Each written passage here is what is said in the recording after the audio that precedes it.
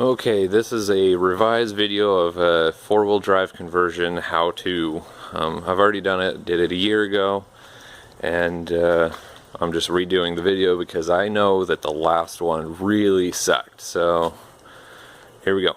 Okay, so with the truck up in the air, I can show you the parts that you're going to need. First off, you're going to need the rear section, or the front section of the rear drive shaft. This drive shaft's in two pieces. This is the rear half, goes down to the differential. It splits right here, so you'll need the part that has the carrier bearing and goes all the way up to the transfer case, and that's what you'll need, is the transfer case. You'll also need the front drive shaft, goes to the front differential. It's just tucked up in there. You don't need to do any modifications to anything because it all just bolts right up. You'll also need your CV axles. They go straight up into the drive or the differential. You'll need the spindle.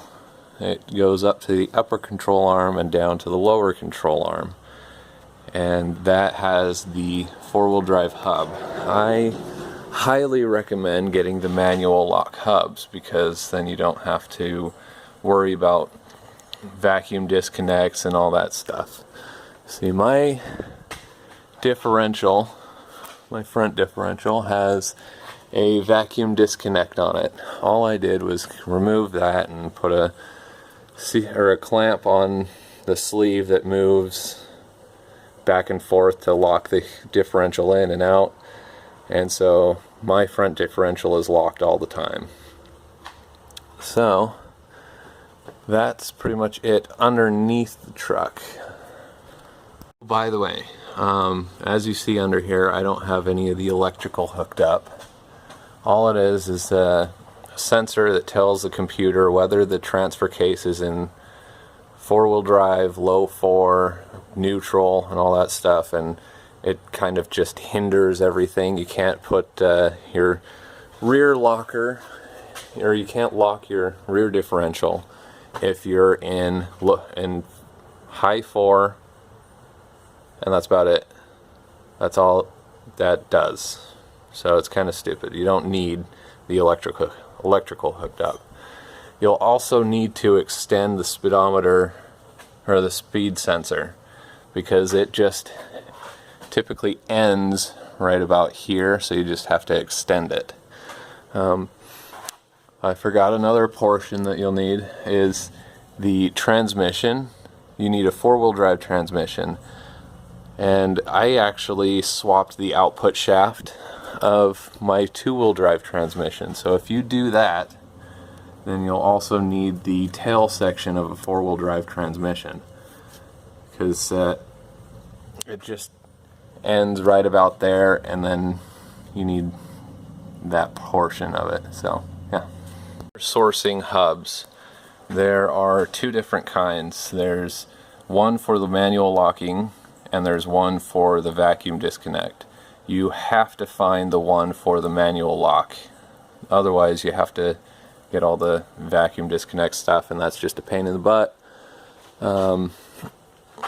So that includes the knuckle, and the CV axle just goes through the knuckle, and the hub is completely different from your pre-runner knuckle. You could press out the hub from the knuckle and find the four-wheel drive hub, but it's a lot easier to just go to your salvage yard and find a manual locking hub, and it just comes with the knuckle and the CV axles usually. So I paid $300 for both knuckles, and that included the CV axles. So yeah. Inside the truck, what you will need is this shift boot. It's just a rubber boot that protects the inside of the truck from the outside of the truck. If you look closely, you can see that I actually cut the shift plate, which is this entire plate that includes your shifter and all that stuff. Where this goes, there's actually lines out where it's supposed to go, and there's a big X that shows you where to cut it out. So you don't need the shift plate, you just need that shift boot.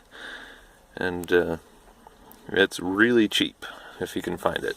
The other thing that you'll need in here is the center console piece. I don't know the technical name for it, I just found it at a salvage yard. You just need that for your specific truck, just the color, and so yeah. Specifics on the transfer case. You will need the J shift. As you can see, that little symbol looks like a J. So other ones, you just pull it straight back. You have to have the J shift because it has the low or the high 2 position, 4, neutral, and low 4. Otherwise it won't work, and you'll have to have a bunch of electronics. And that's the other thing.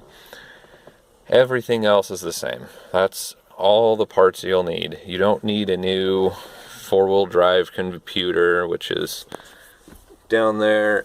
That one, the one down there is for the rear locker. There's another one that's supposed to be down in here by the airbag controller, and that controls the 4-wheel drive system and all that stuff. You do not need that if you go the route that I did. You won't have to change any of the electronics at all. It's just bolt it all up and go. That's it. Version really only works on the Tacoma pre-runner. This is a 99.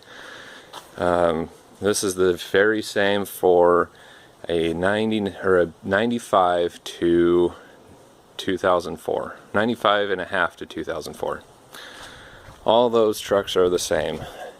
It can't be a mini truck. The suspension is not the same. So pre-runner only. So you may be asking whether or not 4-wheel drive conversions are worth it.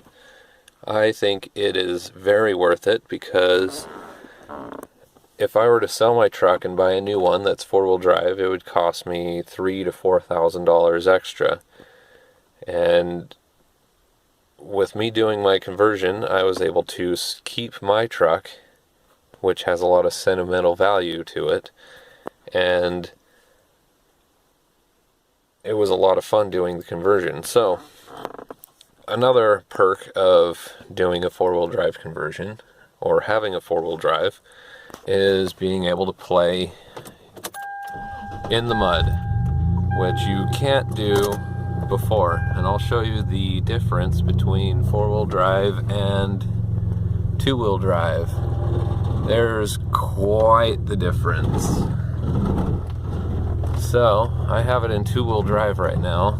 Rear tires are just kind of spinning slightly, and we're coming up on this little ledge, and in 2-wheel drive, oh, the tires are spinning. So I will lock my rear differential. So tires are just spinning. Why don't I lock it into 4-wheel drive? So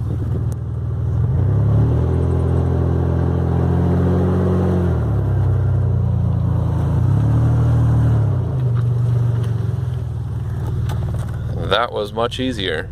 There is a massive difference between 2-wheel drive and 4-wheel drive. So totally worth it.